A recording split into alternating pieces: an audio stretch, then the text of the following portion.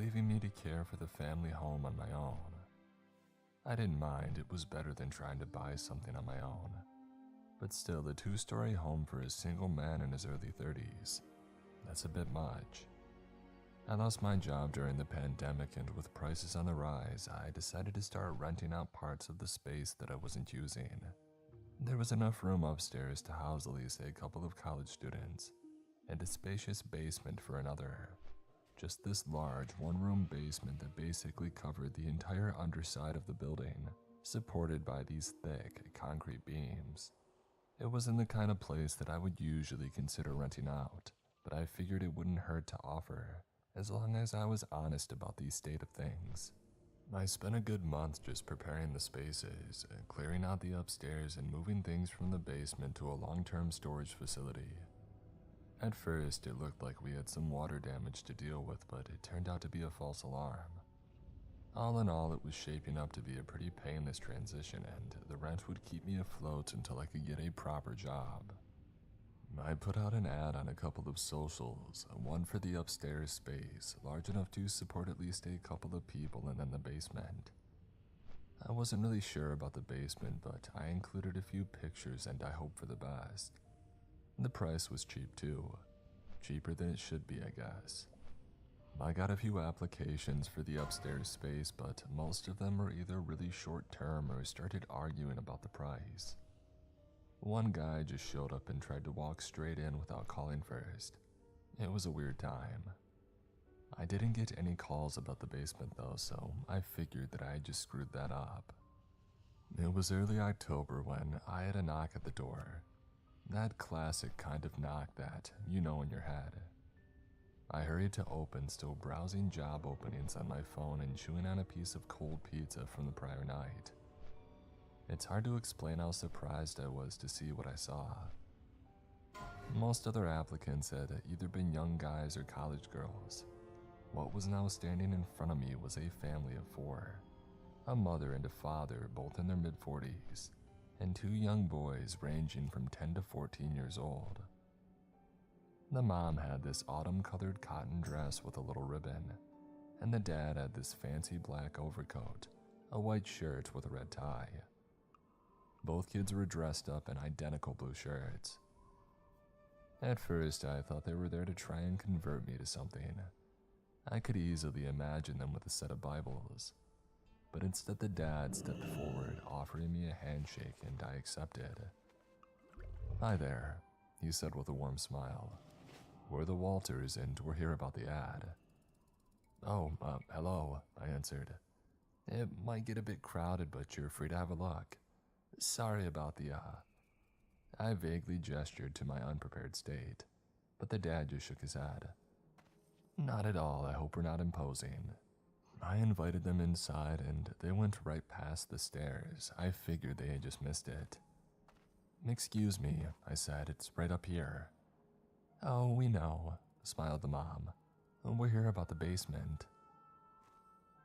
So there's this long wooden staircase that spirals into the basement.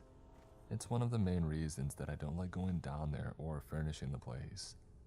That spiral makes it almost impossible to bring down any proper furniture. It's infuriating. But all 4 members of this picture-perfect family stepped down, all composed. They were courteous and respectful, with just the polite amount of excitement. But I got a sense that there was something just off about them. The dad brought out some measuring tape and started checking the walls. They asked me about the lack of windows, the air quality, their ability to bring down some furniture and put some light fixtures. I agreed to all of it. I still couldn't believe that they were actually considering it. This was clearly not a space meant for a family of 4, and they gave the impression that they were pretty well off. There was no reason for them to rent a space like this. Still, as they finished their inquiries, the mother approached me. "Would you mind stepping upstairs and just walking around a bit?" she asked. "We would like to see how much sound carries through." A strange way to ask for soundproofing, but I did as she asked. I got up the stairs, put on my heaviest boots, and just wandered around for a bit. After a couple of minutes, I turned the corner only to see all 4 of them standing in the hallway. Picture perfect as always, all with a big smile on their faces. "We're very pleased," the mother said. "We'll take it." They signed a 6-month rent agreement, and I got to know them a little better over the next few weeks as they sporadically dropped by. There was Lila, the mother, Anders, the father. The kids were Aiden, 12, and Alvin, 13. Apparently they were in between housing and wanted something small and cheap in the interim. Despite all that, I couldn't shake the feeling that a basement was a strange choice for them. But still, I needed the money and they were eager to get it done. They even offered to pay a little extra since they were bringing in more people than I had anticipated. About a week later, they showed up for the official move-in. Lila and Anders insisted on bringing in everything themselves and that I shouldn't be bothered with any heavy lifting. Apparently, just letting them stay there was favor enough. They brought in about a dozen pieces of furniture covered in blue tarp in various sizes, along with a dozen or so large cardboard boxes, none of them marked. They put down several hand-woven carpets, the kind that you would see in a large mansion. Lila was a stay-at-home mom, while Anders worked as some kind of security manager for a nearby airport. He worked odd hours, anything from 12-hour shifts to all-nighters, and everything in between. He was also on call for most hours of the day and sometimes had to leave with short notice. It was strange though, one might think a person like that would need space with good cell coverage, but that basement barely had a single bar. There was Wi-Fi, but it was spotty at best. For some reason, none of this seemed to bother them. That first week living with the Walters was not a problem. Most of the time I forgot they were even there.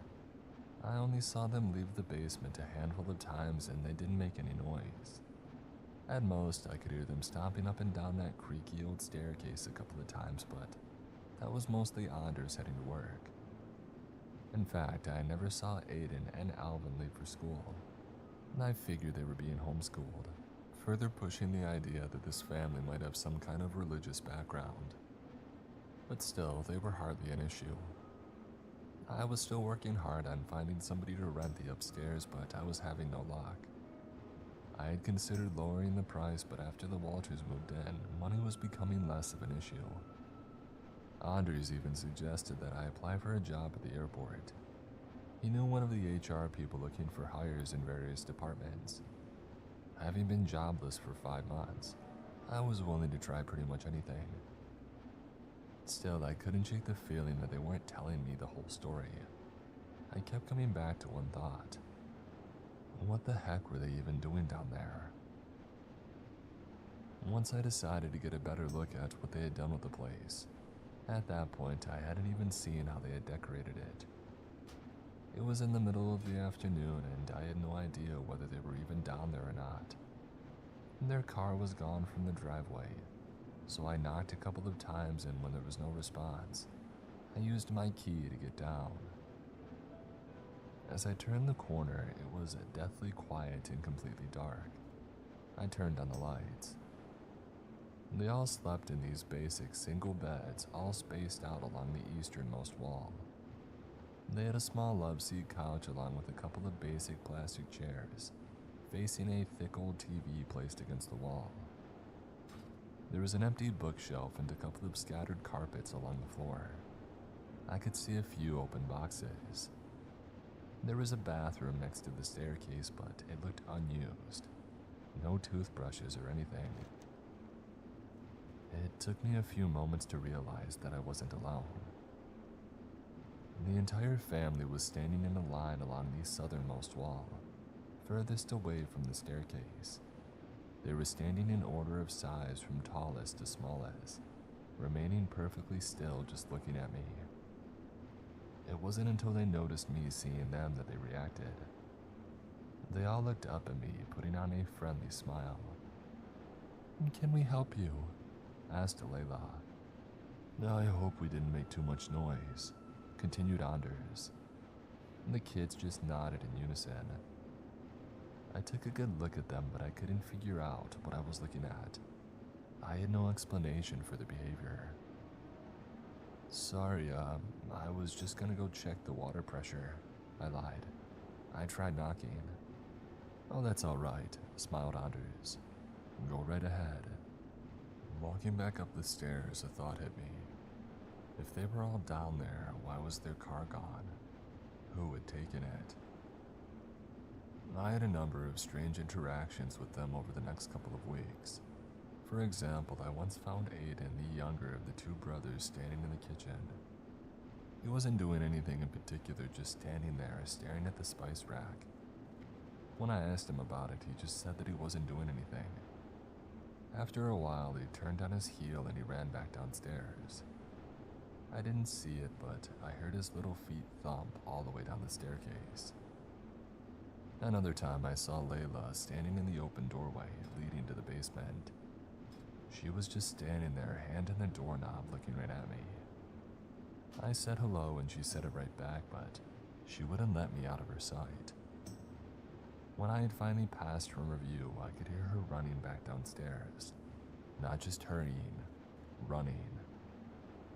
Another time, I saw Anders in the car out on the driveway. I saw him from the upstairs window just sitting there, hands on the steering wheel, probably for a good 15 minutes. No radio or nothing, just him alone in his car. But the strangest interaction came one night when I was going to the kitchen to get a Coke. I spotted Layla standing in the kitchen, fridge wide open. I could see her silhouette illuminated by the fridge bulb. Her long black hair wet from a fresh shower, standing in a hastily tied bathrobe, her feet bare. At first, I didn't see anything strange. She was only standing there. She wasn't getting anything, but it was more like she was bathing in the light. I thought about calling out to her, but something about her demeanor made me want to sneak back into my bedroom. And then I saw it. There was something wrong with her ear. Her left ear was about 3 inches higher up than her right one, without her bending her neck. Her scalp seemed slightly tilted, and there was something about the way she moved her fingers that didn't look natural. They pointed in different directions, like her hand was ever so slightly fractured. I just stayed there for a while, looking at her from a distance, watching her shoulders rise and fall as she took deep breaths, inhaling the cold. When she turned my way, I only saw her for a moment, her torso moving first, and her legs following, like a stilted claymation puppet. I managed to slip around the corner and I heard her rush back towards the basement, her feet tapping against the hallway carpet in an uneven rhythm. When she got to the door, she stopped. I was leaning against the wall listening from the other room. I heard her step around for a bit, and then there was a snap. A popping limb, something finding its way back into a socket. Her steps resumed a natural pattern as she hurried downstairs. I just stayed there for a while, trying to keep calm. For all intents and purposes, I might have just been seeing her in a weird light. It was dark and I was sleepy. And yet I couldn't shake the feeling that there was something unnatural about her, that I had seen something that I wasn't supposed to. From that day forward, I got more suspicious. I didn't go into the hallway at night, and I did my best to avoid the basement door altogether. I tried my best to just put them out of my head. I went back to focus on getting a job and a second tenant for the upstairs space, both of which proved to be a challenge, but I was making progress. The TSA was hiring, for example. Not the most glamorous job, but it would be solid work. There was a couple of college students who came by to check the upstairs floor. A young couple who needed a place to stay while they finished up their master's degrees. They seemed like solid people and we got along just fine. They knew the place wasn't the most glamorous, but it was a neat short-term solution while they finished the upcoming semester. The only problem was the Walters family, who I had yet to introduce them to. I remember knocking on the basement door, having the young couple standing behind me expectantly. Alvin, the oldest of the brothers, chimed in with a cheerful, "Come in." As we stepped downstairs, the family of 4 was standing in a picture-perfect 2x2 formation. Mom and Dad in the back and the 2 kids in front, all dressed in their Sunday best with a freshly printed smile across their faces. The whole scene was so absurd, like some kind of misplaced commercial from the 50s. "Hello," giggled Layla. "Aren't they the most handsome couple Anders?" "They sure are, Layla. What do you think, kids?" And in unison, without skipping a beat, the kids answered, "They sure are handsome." For the next 20 seconds or so, this uncomfortable silence grew between us. The Walters just stood there smiling at us, waiting for some kind of response. I wanted to say something, but I couldn't help but to feel that I was missing something obvious. Was Layla's eye color a bit different? Was Alvin's face a bit lopsided? Was Anders missing a finger, or did he just stand in a weird angle? Maybe they had been strange all along. Maybe it was only now that I was seeing it. And when we finally parted ways, I followed the young couple outside. They both turned to me, their faces ashen. One of them just stuttered, but the other managed to form a few words. "We're not one to judge," she said, "but those people give me the creeps. You won't be seeing much of them, Yeah, see, that's my point. Who does that? What kind of family willingly lives in a basement? It's only a temporary measure, I assure you, By then, the other chimed in. "What's with the boxes?" he asked. "What's in them?" "Personal keepsakes, clothes, that kind of stuff." "No, I mean the box that moved. The blue one." The discussion died down and they said their goodbyes. I got the feeling that they wouldn't be returning anytime soon. But still their words lingered in the back of my head. A box that moved. Really? How did I miss that? After countless sleepless nights, I decided to finally get some answers. I had to take a little risk and figure this out once and for all. So one day I slipped a note under the door informing them that we needed them to clear out the basement for one afternoon while the plumber did some repairs. I looked up a few plumbing things on Wikipedia and referenced a real company, making it look all official and stuff. Later that day, Lila and Anders dropped by holding hands, telling me that they would be sure to be out for the day. "And maybe we'll go to the zoo," smiled Anders. "Don't you have to work?" I asked. "Oh, it comes and goes," he laughed. "We're very fortunate." "Very fortunate," agreed Lila. "So very fortunate." At the designated time, the family was out of the building. They went for a drive and Anders' car promised to return shortly. I told them that it probably wouldn't take the plumber more than an hour. They seemed a little suspicious when they hadn't seen the actual plumber show up yet, and they let that suspicion hang in the air. Finally, I just straight up lied, giving them a fake name and asking whether they wanted me to call him. Lila didn't call my bluff, luckily, but as they pulled out of the driveway, I could tell that I was sweating.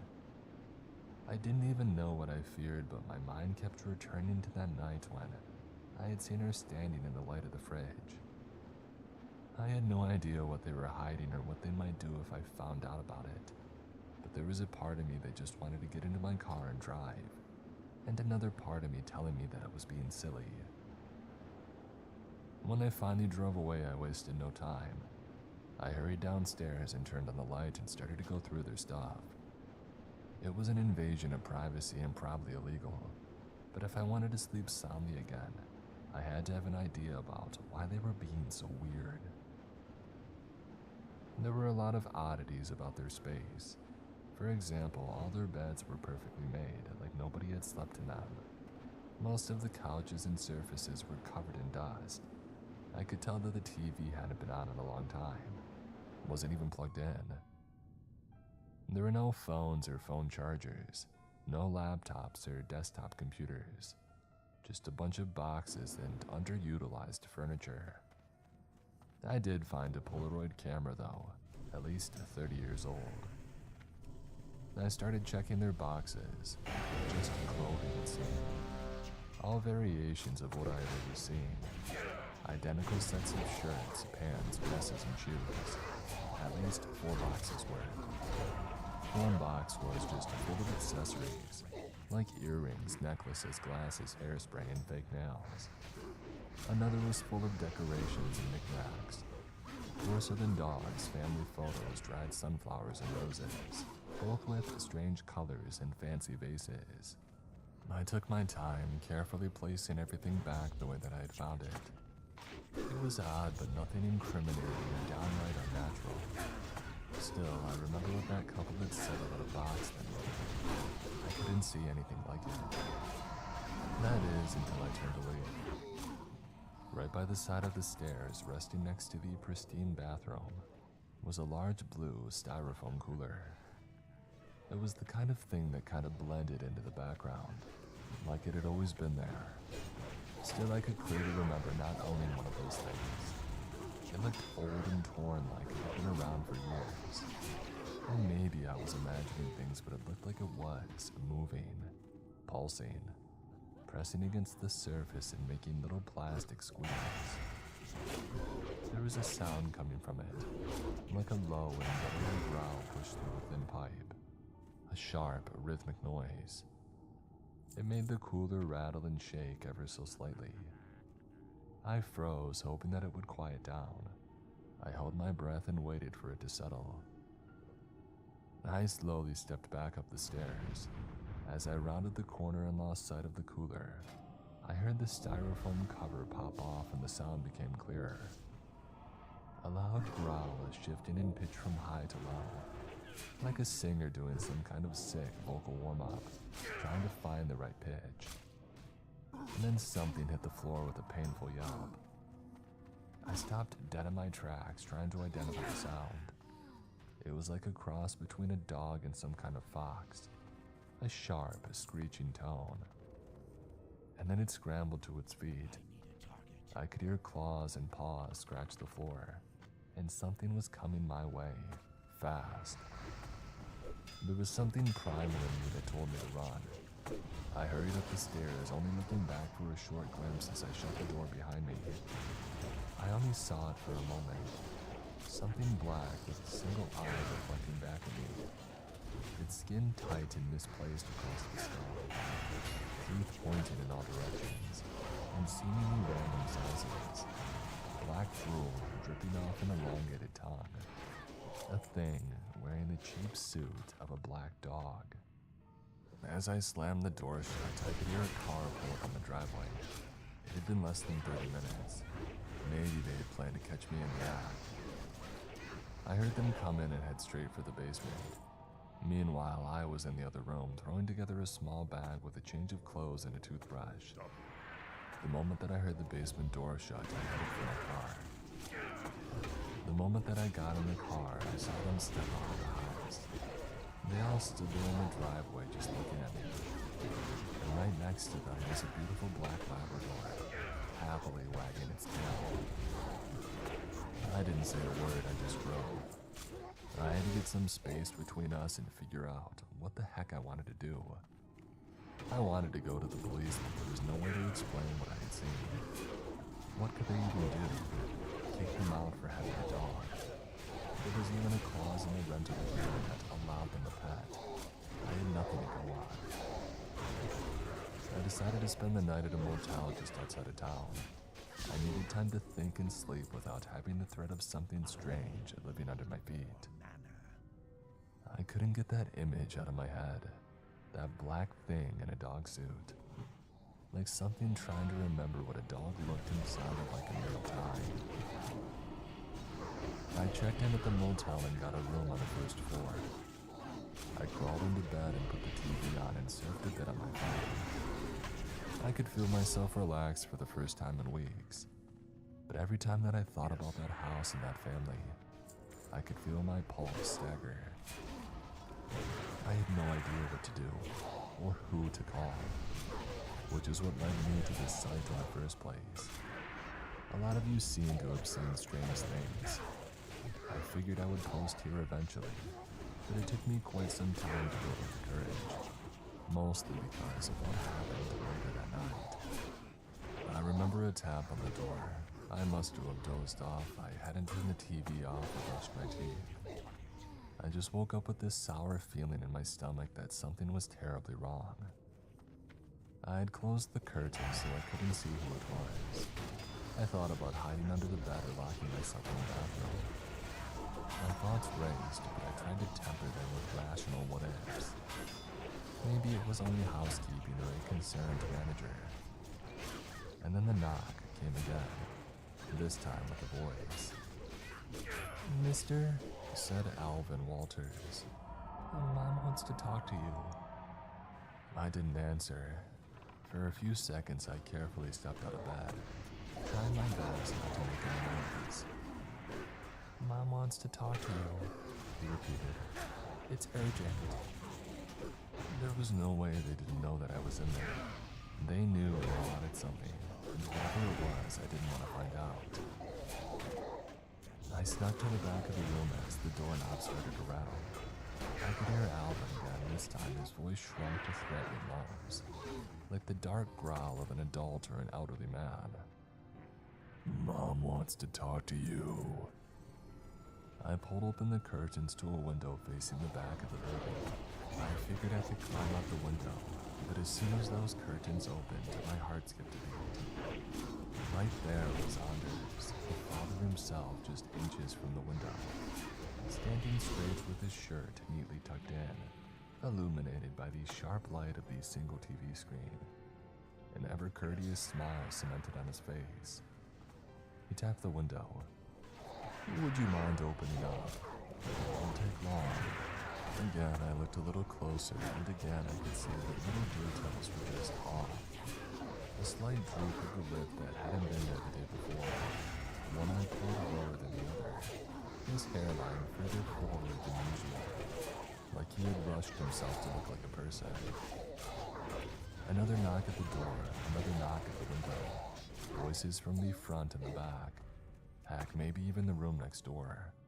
Little voices, big voices, broken voices. "We just want to clear some things up. Mom wants to talk." "It's not what you think." I had to make a break for it, but for what? I needed to decide where to go, so I pulled the front curtains aside to see how many of them were waiting up front. All 5 of them were standing up front. Mom, Dad, kids, and dog. I looked back as if trying to convince myself that I was sane. There were 2 dads and none of them looked right. Further down the street in their car, I spotted 2 more kids identical to Aiden and Alvin, both with little quirks like they weren't fully formed yet. A loose jaw, a strange eye. One of them had a wide bald spot. Stepping out of the motel manager's office, I saw another Layla. This one with a deflated arm and a paralyzed face. I was surrounded. I held up my phone like a weapon. "I'm calling the police," I yelled. "Get away from me." "Oh, that would be convenient," said Anders.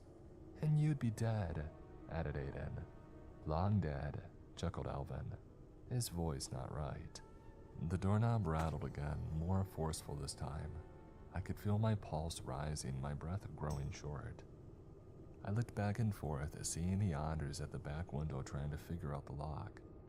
Only now did I see that one of his fingers were nothing but bone. "How about a trade?" suggested Layla. "Something for everyone." "What are you talking about?" "Go inside that bathroom of yours and grab a piece of tissue and chew on it, and then drop it out the window." "What?" I couldn't understand what I was hearing. It's like the words were there but didn't make any sense to me. "Oh, we're gonna need a new suit," said Layla. "You will do." "You're not wearing me." "Oh, we'll leave you alone and you'll leave us alone. Because if you don't, people that look like you are gonna start doing some terrible things. Aren't they, Anders?" "Oh, they are, Layla," said an Anders. "Terrible, terrible things. So that way we can all walk away. You'll never see us again and we'll leave you be." I tried to wrap my head around it. They were gonna make a suit out of me like they had done with that dog and with that family. 4, 3, There would be someone looking like me walking around out there. Something vile. but what choice did I have? I stepped into the bathroom and chewed up a piece of tissue. I spat it out and moved to the window. The family stepped back. I clicked the window open and flung the piece of tissue out with a flick of the finger. Layla picked it up and met my eyes with an unblinking gaze. With one clenched her fist, she grabbed the top of her head and pulled. Her entire face lurched backwards, her lower lip reaching all the way to her eyebrows. Underneath was just this black slime, covering what looked like a deformed skull. She was like a walking oil stick, completely midnight black and slick as water. She pushed the piece of tissue inside herself before pulling her face back down. It took her a few seconds to realign, but she just couldn't get it to look right. She coughed a little as she waited, she nodded, and then she looked back at me.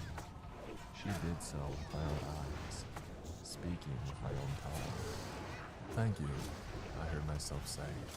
"I think this will work out for all of us, won't you?" I couldn't answer, I couldn't think. I only closed the curtains and scrambled backwards.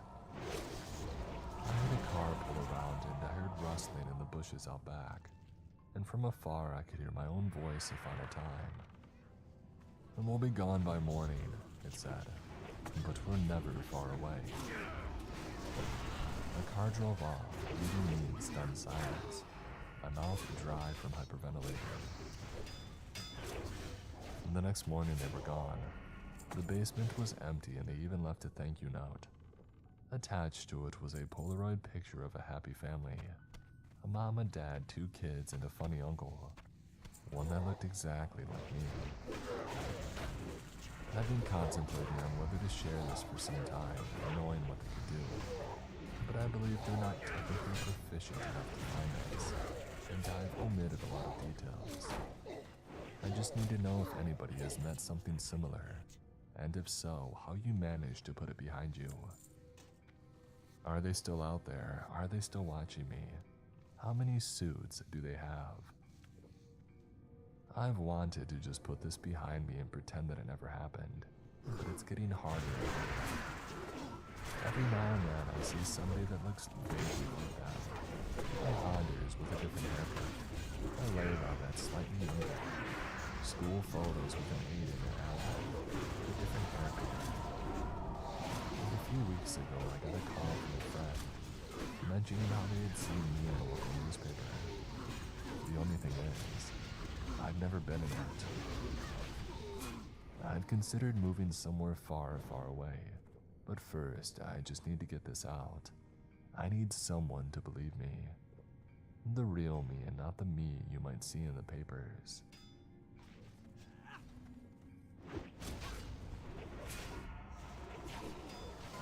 Cozy up in style displayed the unmatched comforts of MeUndies. MeUndies has the softest and most breathable underwear and loungewear that I've ever experienced. Whether you're on the grind during the work week or posted up on the couch watching your favorite Halloween movies, MeUndies is here to keep you comfy. I've recently given MeUndies a try and they are the most comfortable undies that I've ever worn. The fabric they use is as soft as a warm hug from your favorite sweater. Plus it's breathable, stretchy, and comfortable, making it ideal for all-day wear. To stay festive during spooky season, MeUndies has new designs such as Fabulous and Bats Night Out, along with many more. Make sure to go check those out and be ready to go for Halloween. To get 25% off your first order plus free shipping, go to MeUndies.com/MrCreeps. That's MeUndies.com/MrCreeps for 25% off plus free shipping. MeUndies, comfort from the outside in.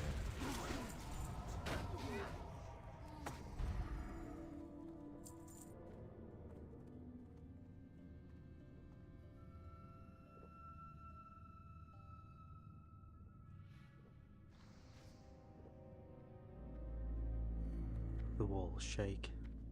The secretive mechanisms of the machine rattle all around us, muted like distant thunder. The 6 of us are gently rocked, highly conscious of the reverberations. It sounds so far away, Simon mutters in his thick Polish accent.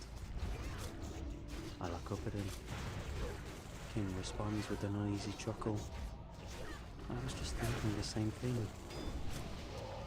The two smile at each other. Reassurance, I think. She glances at me, then adjusts her weapon. I reach a hand to my forehead to rub away a thin sheen of sweat.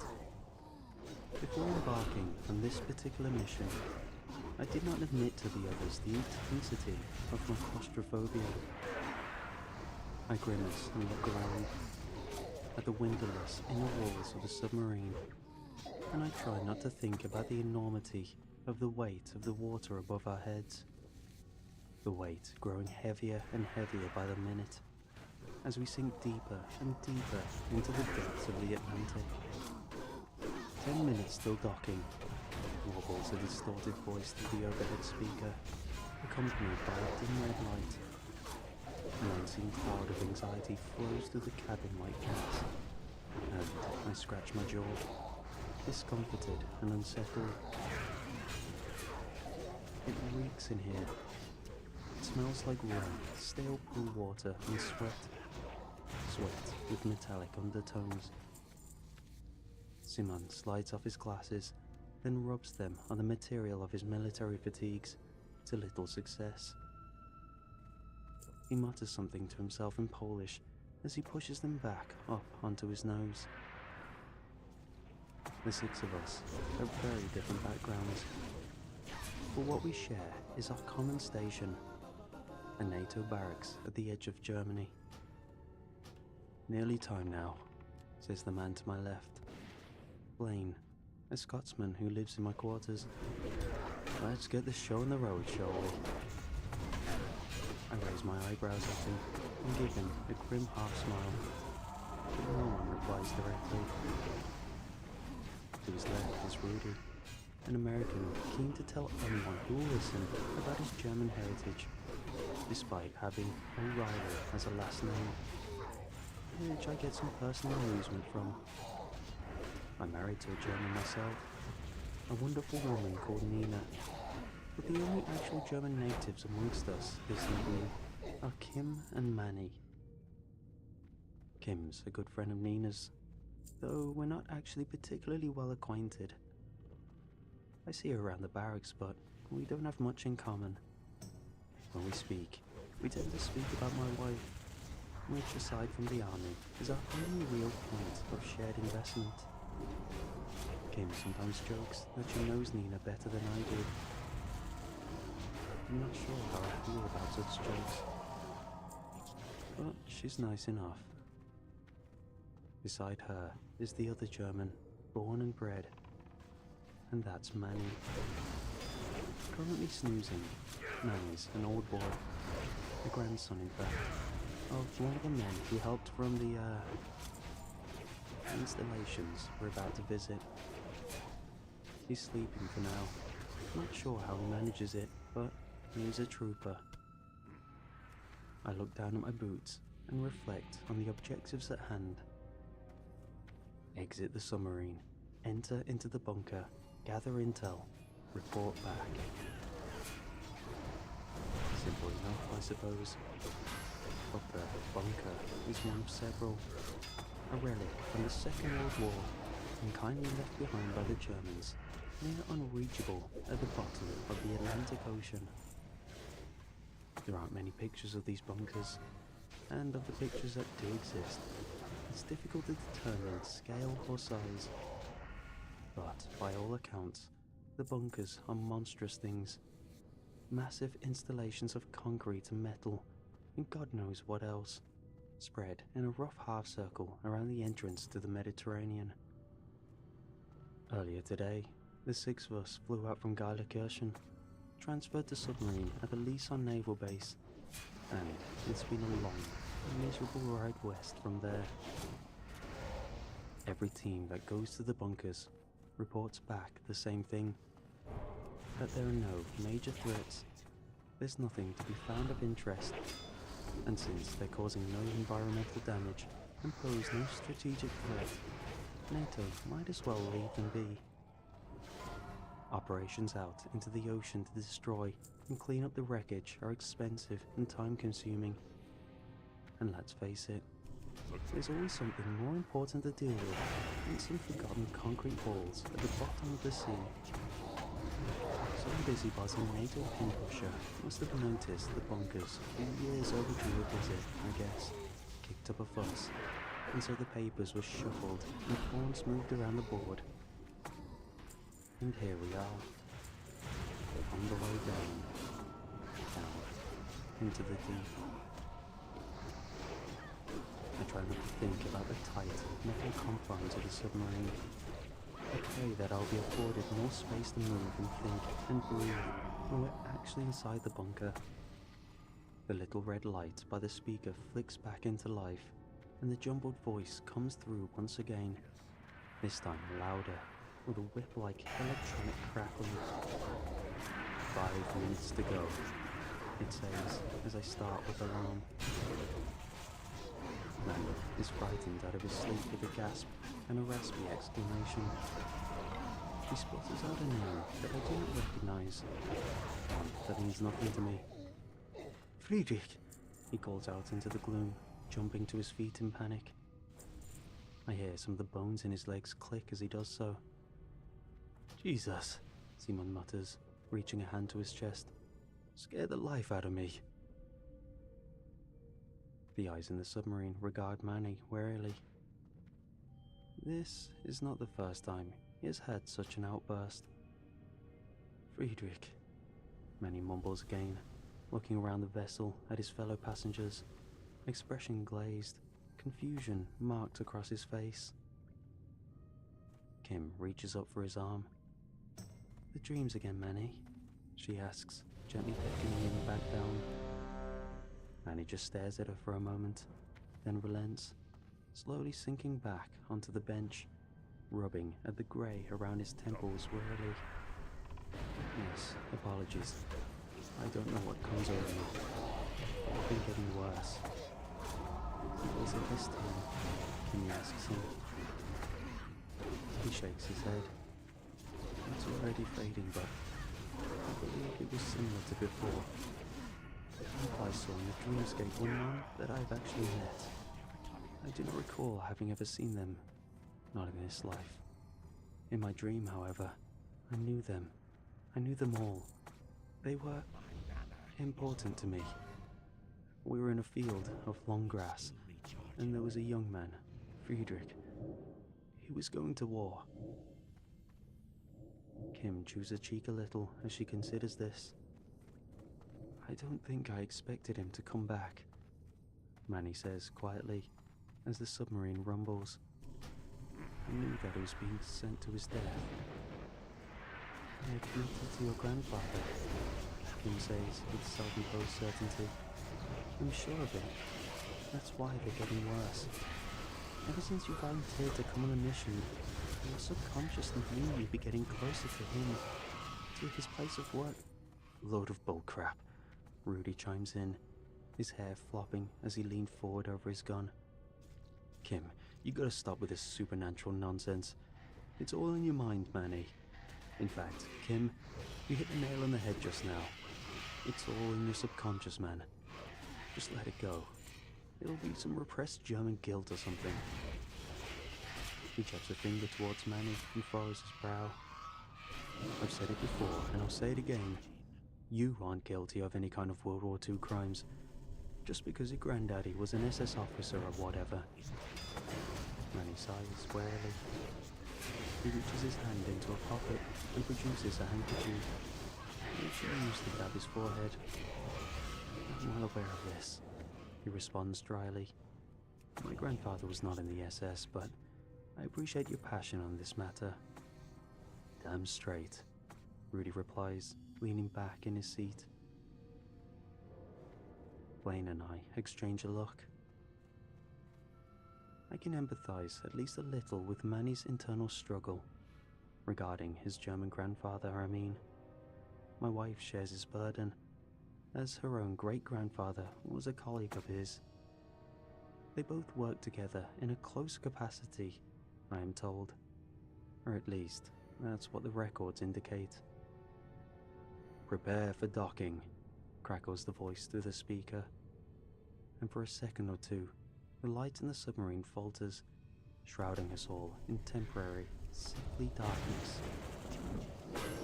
I suppress a shudder as we get ready to disembark, and the rumbling all around us wavers intermittently between louder and quieter, louder and quieter.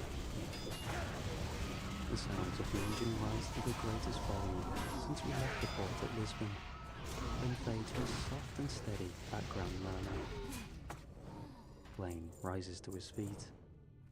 "Let's check this place out then, eh? The first bunker. Reckon we'll find anything fun." Simon joins him, stretching as he does so. "I doubt it.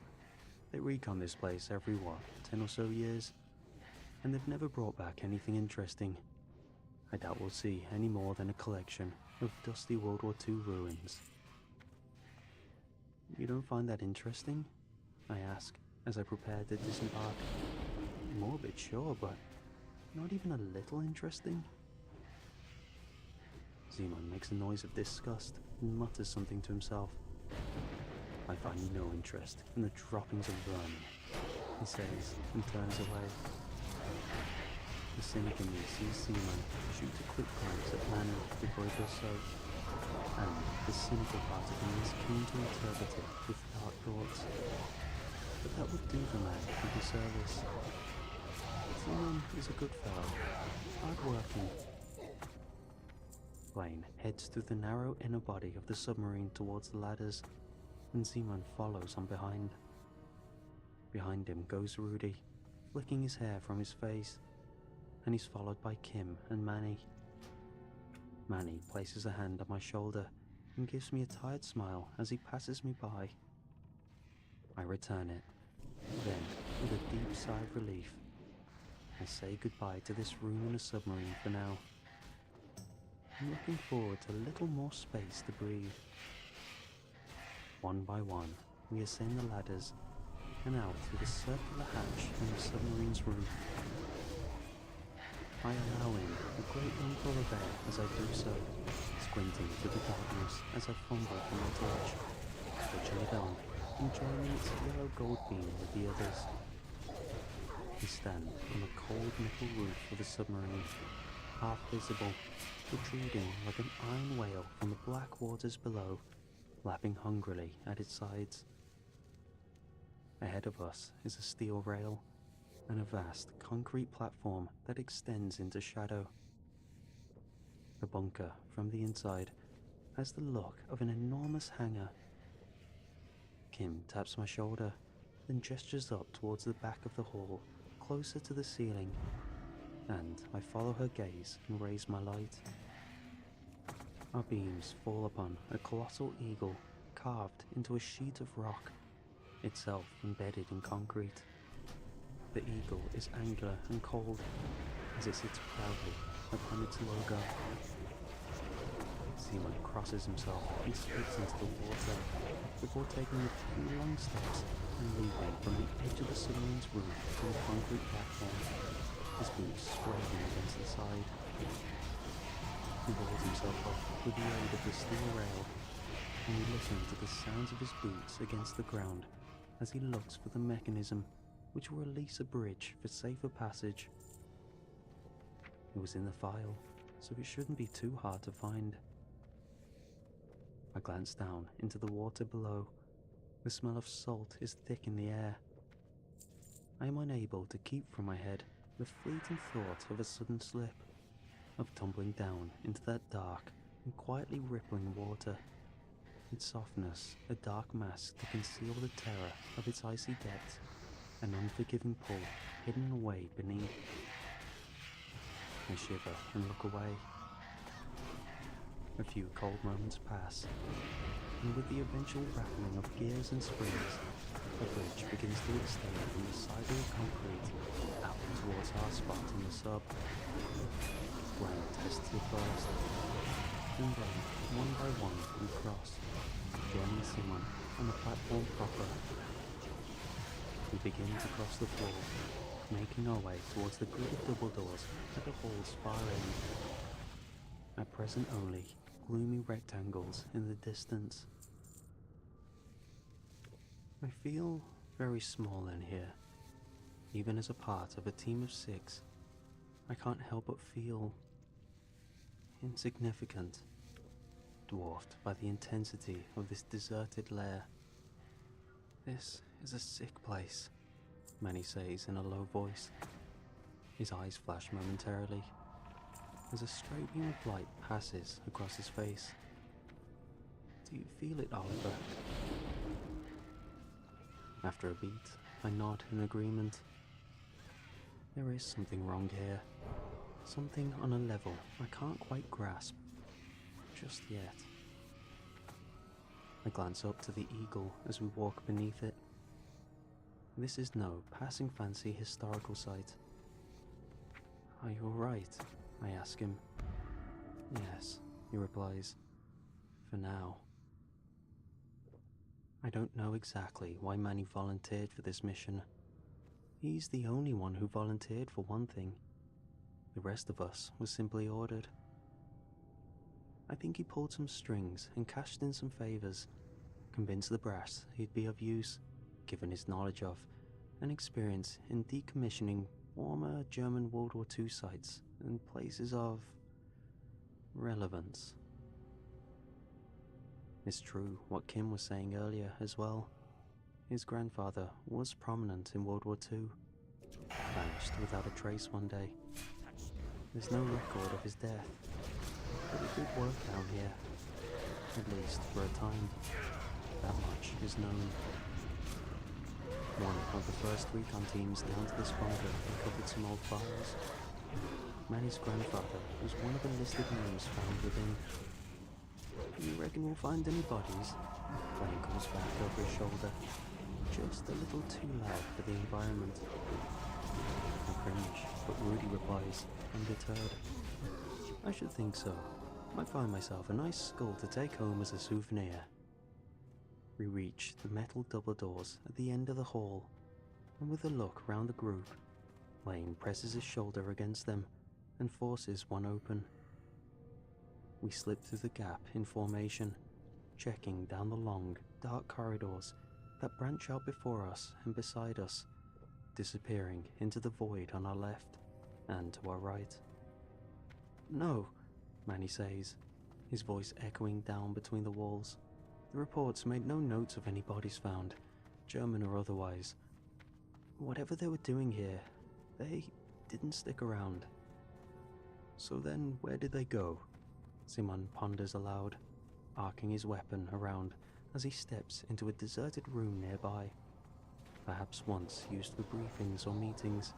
They wouldn't have just vanished into thin air. You might see a body, Kim says. The group looks at her. A man was killed during the last expedition. A soldier. French, I think. Oh, yeah, Rudy mutters, rubbing his nose. How'd that happen again? Freak accident, right? That's right, Blaine says. That's what I was talking about, really. Apparently the poor bugger got knocked clean cold by a falling pipe. Might have been a ceiling panel or something, actually. But whatever. The report read that he was face down and drowned in a puddle. When the rest of his team found him, they didn't have the capacity to remove the fallen material, so they were forced to just leave him down here. Don't believe he was ever recovered, since we're the first guys to walk these corridors in over a decade. So, they just left him down here, Simon asks. That's cold. Inhumane almost. I don't think they had a choice, Sai, Kim says, nudging his arm. Maybe we'll have to leave you down here. Hey, not funny, he says, but he chuckles as he does so. I'm not particularly amused myself. To tell the truth, I feel sick. Unless they're hiding it better than we are, it's possible that only Manny and myself are actually comprehending the weight of the monstrosity of this place. The others haven't really thought about it, I don't think. But clearing one of 6 bunkers. This particular one is the easiest to reach supposedly, so it's the one that Command keeps sending their teams to. But something of this size, something as massive as this, hidden away in the darkness at the bottom of the ocean. It's hiding a secret. A terrible, frightening secret. And I don't even know what it is. The place is cold, and chills ripple across my exposed skin as I glance from left to right, peering into the shadows of the open doorways as we walk the length of the central corridor, deeper into the middle of the complex. Strategically, a bunker like this would be better off in the Mediterranean, surely. Shallower waters for easier construction, positioned between Italy and Libya, for instance, for maximum tactical value. But the Germans took the time and trouble to construct it out here, in the Atlantic. And for what? Why would they do this? Where did they go? And what exactly did they leave behind? Silence falls across the group. There is no sound but the clamping of our boots. The long, low breaths of my comrades echoes round the walls. At the very edge of my hair.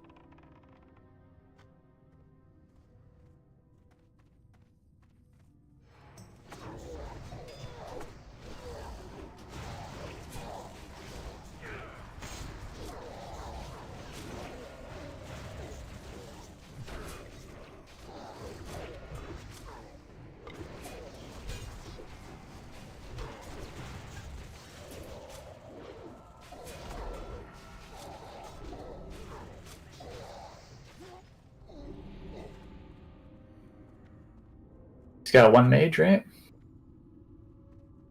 Yeah. Okay. Could have the pet probably tank something. Yeah, I think. And you can also use me as a third tank.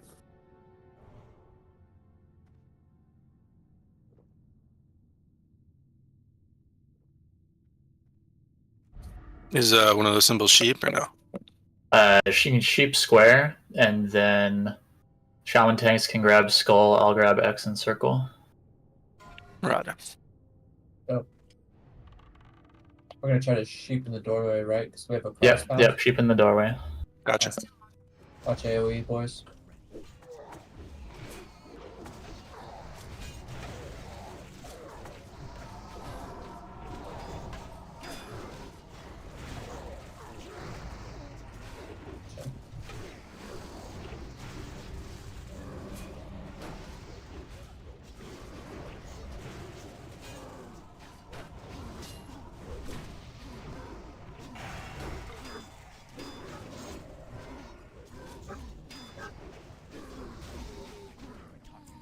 Alright, we can all step in to the left now.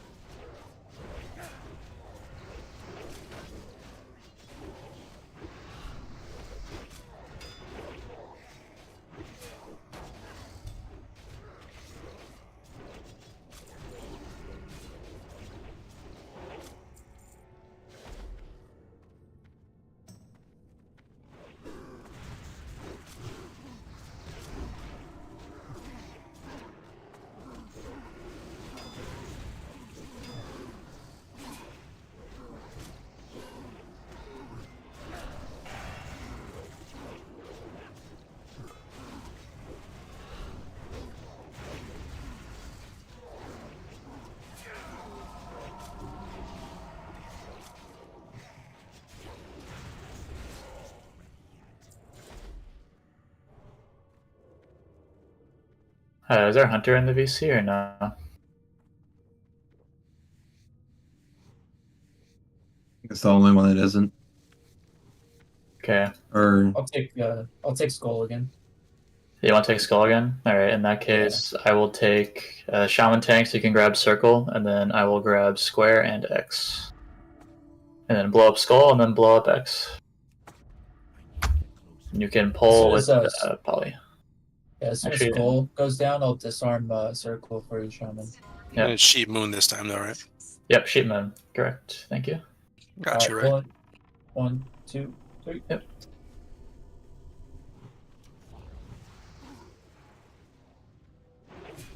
Wow. I guess powerful's trapping. Okay. Yeah, we gotta pull X off me. I'm grabbing him. You can't have him stacked.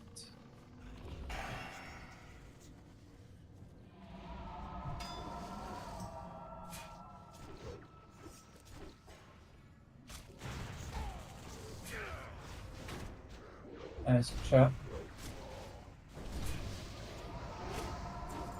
I think there's a miscommunication there. Okay.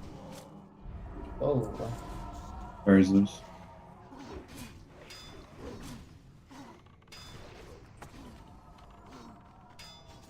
Yeah, go ahead and finish square. It's all good.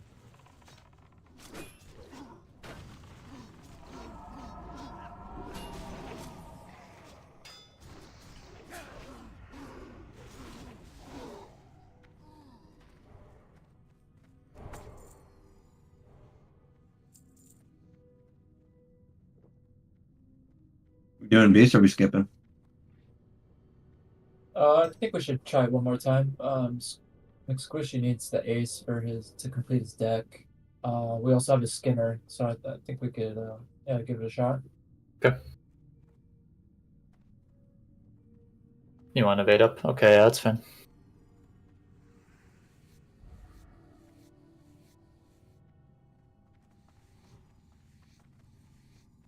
Yeah, we can do that. Yeah.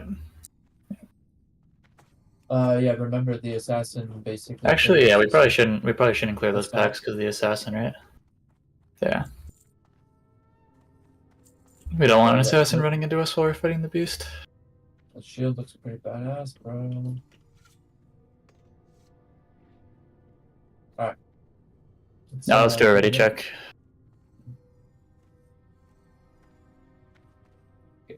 Guys, I think we're gonna do the beast now.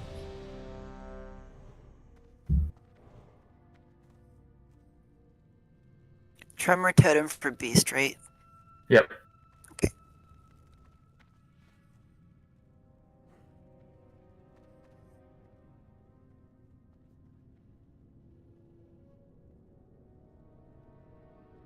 Bro, we need to wait like a minute. Can we kill this pack behind us? We can't kill the pack because it's gonna spawn assassins. Okay, we can wait. we just need to wait then, because I really want to evade up. We're waiting. Don't worry.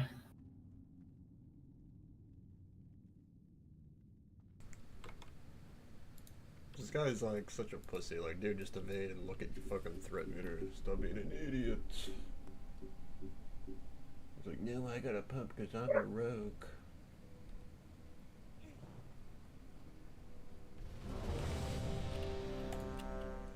If you do like a 15-second pull timer, I'll be ready.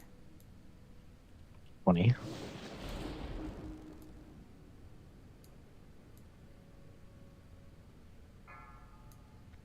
Do you want shaman tanks to bait it, and then you can just pick it up right after that flush?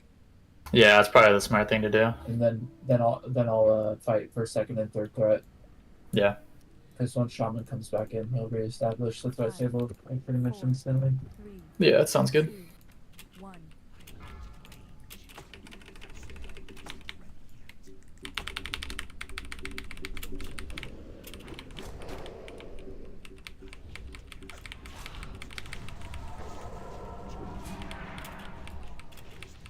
Nice, good tremor.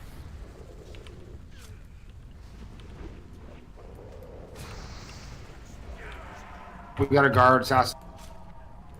Shoot the assassin. I'll get the assassin.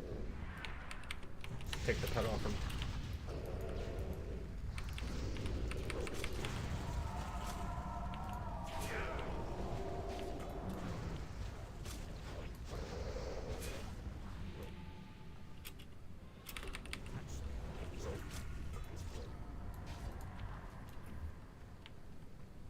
I'm gouged. Assassin's going to use Squishy. Coming back to me. I'm popping cooldowns, I'll hold the beast. Yeah, use every defensive cooldown and you can use everyone's. Okay, good kill. Oh, Look, nice. the ace dropped, bro. Huge. I'm needing that for my Dude. trinket. Thank you. Yeah, that's yours, bro. That's why we're doing this. Congrats.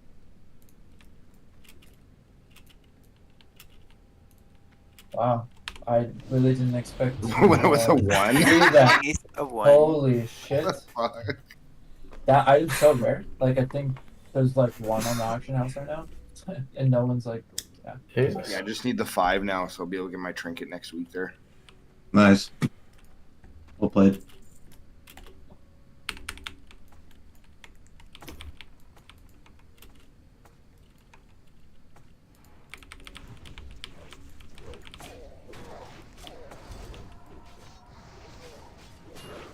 I'm not gonna lie, Squishy. Glad it dropped because I didn't want to pull down my ace off the auction house. But I was gonna do it if it didn't drop by the time Dark Moon Fair came out. I gotta post it up there for like a super high price. Because I know that if I low cut it or whatever, then Madman will come through and he'll buy it out and then re-enlist it to like a ridiculous price. So it has to stay at a price that's too high for him. Yeah. Damn, that's cool that dropped though. Fuck yeah. Fuck yeah.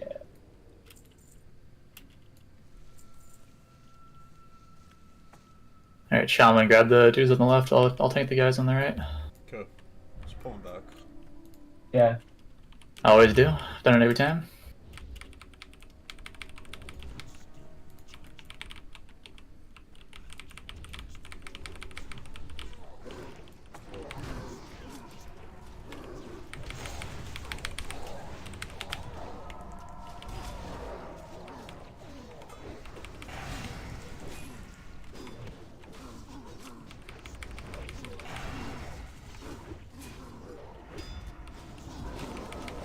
So funny, it's like usually I see people that need that ace, like succumb to having to buy it off the auction house.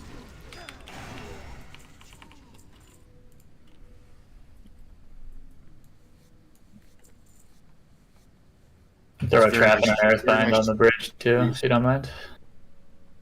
We're still pulling back, right? Yeah, Yeah. of course, yeah. Every time. I pull it back every time.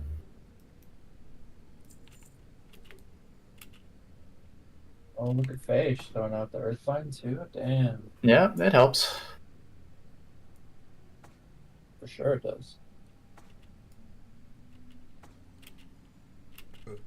Are these guys getting ZG buff right now? Yep. Yeah.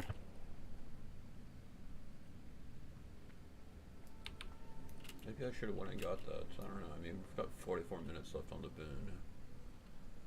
Just waiting for the pat. Shaman tank so you can grab circle. I will grab skull. You can trap square, poly, moon when they get across the bridge.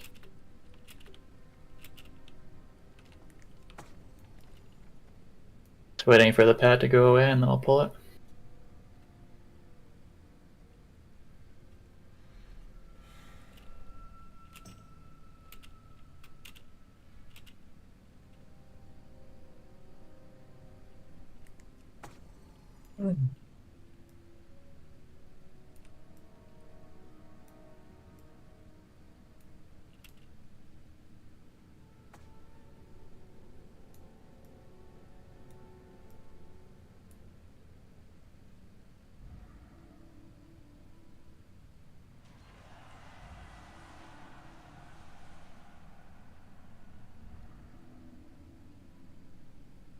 Alright, I'm pulling.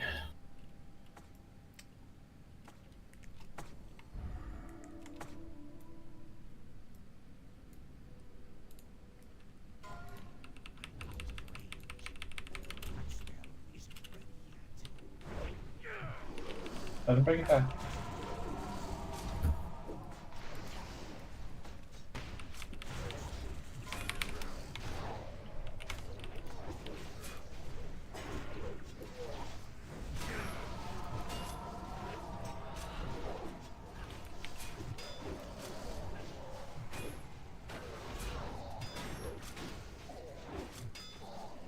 There's a blue coming in. I got him.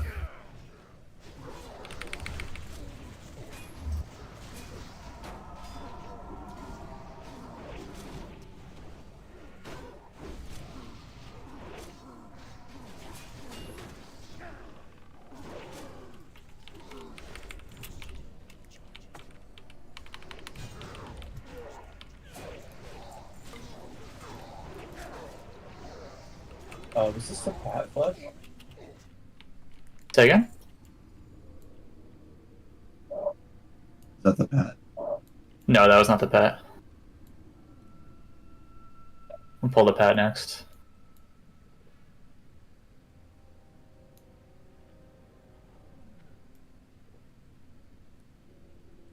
It's all the way on the back right now.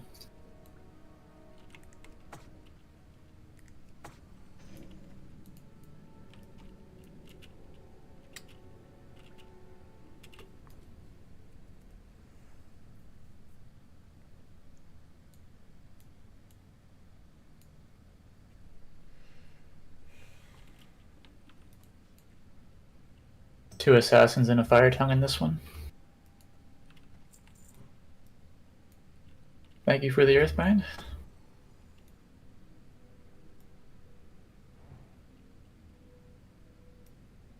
Pull it in about 10 seconds. Just same thing as last time.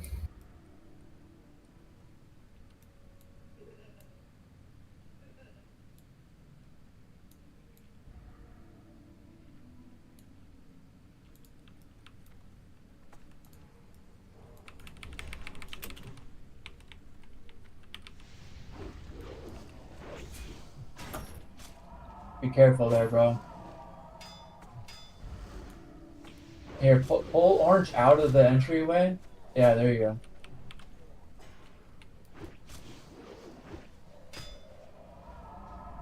I'm taking this Gouged. assassin. There you got him. Good job. Keep the assassin nearby so we can cleave it. Well, that's the thing, is that the skull does an AoE damage, so... Yeah, you gotta kill the skull first. Stand behind. You can stand behind it though. Yeah, yeah.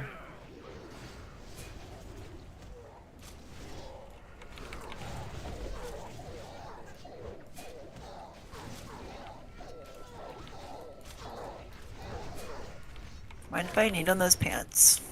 You need him, need him. Yeah, go ahead. I'm almost 300. 296. Nice. Nice. Well done. Yeah, we can all move up now.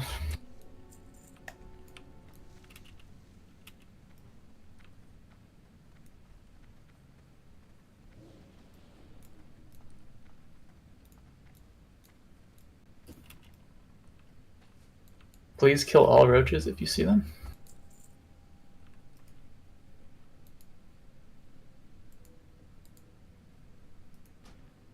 For track, maybe you want to bait the conflag right away, flush, and then just have shaman basically standing behind building threat, top threat.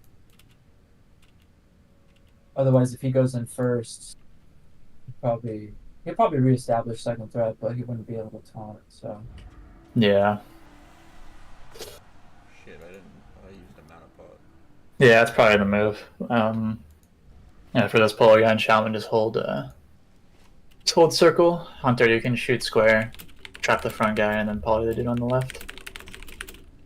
I think that order looks good.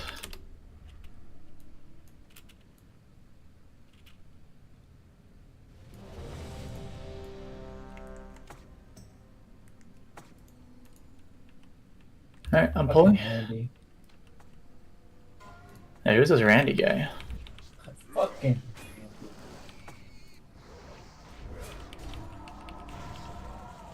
Sheep is right in this, guys, so watch your AoE. Single target, slow down real quick.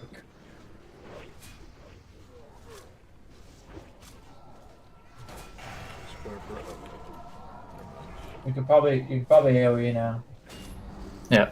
Start cleaving it. I'm grabbing square.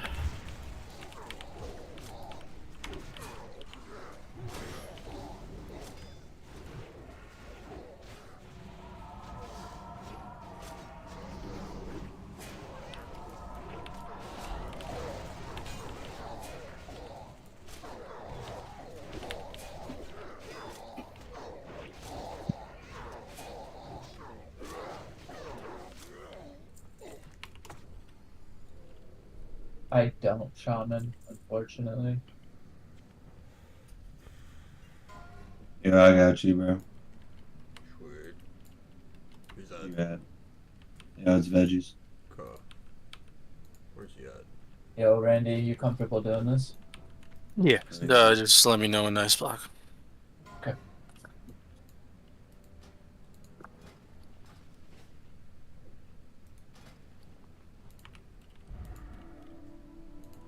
Thanks, homie. Yeah, no. So what were you saying, Queasy? You think that I should bait out the conflag first?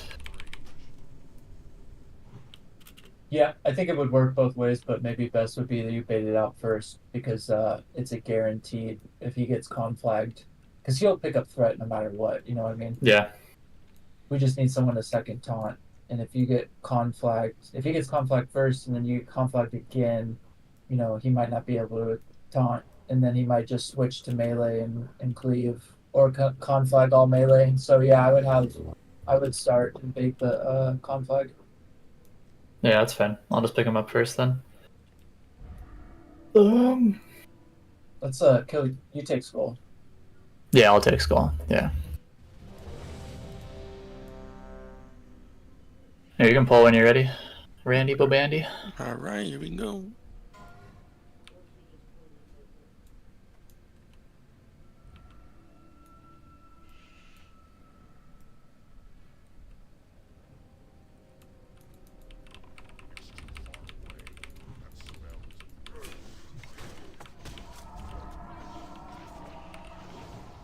Yep.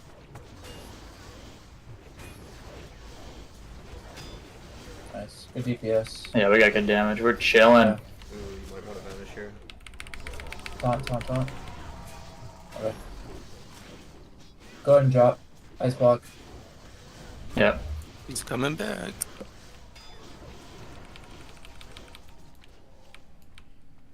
I'll grab him first, Shaman. Okay. Yeah, I'm conflict. Oh shit, block. He's running back to you. He's running back to you. Double block. I'm Okay. blocked. I'm blocked. Run through the boss. Okay. Okay, good. Oh, I baited it. Yeah, I know, right? Drag him out of that hallway, please. Keep dragging him Should back. have faced away. Trying to. Alright.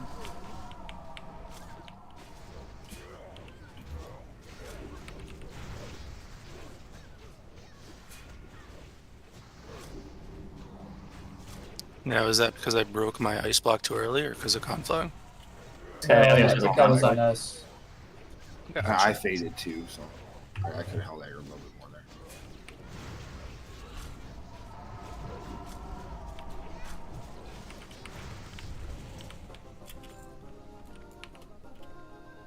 Okay. Ooh, and the chest piece. Nice. Anyone need that chest piece? Need if you Sounds need. like you do. Except for Okay. me. Okay, I'll need. Yeah, go ahead. Alright, boys, so I'm gonna do some selfless grinding.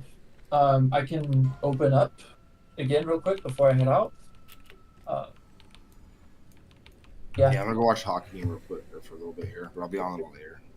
Yeah, we can call it Yeah. here. I'm comfortable calling it here. We can all hearth out. Or if a mage wants Okay. to port us out.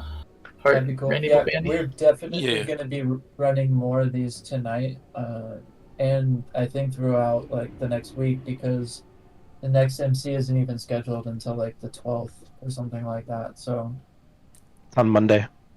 Yep. Does anyone Under need the help? city. it was dated for the 12th. Oh, it is. Or like- It's the 13th. Yeah. Holy shit! I thought that was Yeah. this coming Monday. No. Oh, you know what? Can I get a port to TB? I'm sorry. I took the UC port. That's crazy. Yeah, GG's, guys. GG's. Looks like it got moved. GG. Yeah, MC got moved to Monday. Oh, okay, my bad. Here, let me trade that to you. Tust you. You can have it if you want it. It's for my off spec. If you need it for your main spec, I'll give it to you. I'm not sure. Oh, it's the book? tradable, yeah. Oh, I want it. Yeah, the book. Oh, I got Oh, it. you want it? Oh, fuck. I thought I fucking took it. Randy, let's go do that pattern change thing. Get out here. I'm gonna go please. continue. Yeah, I was my gonna use it for my paladin healing portion, spec, but so- you know, I want a shield eventually, Yeah. but I would use it now. Yeah,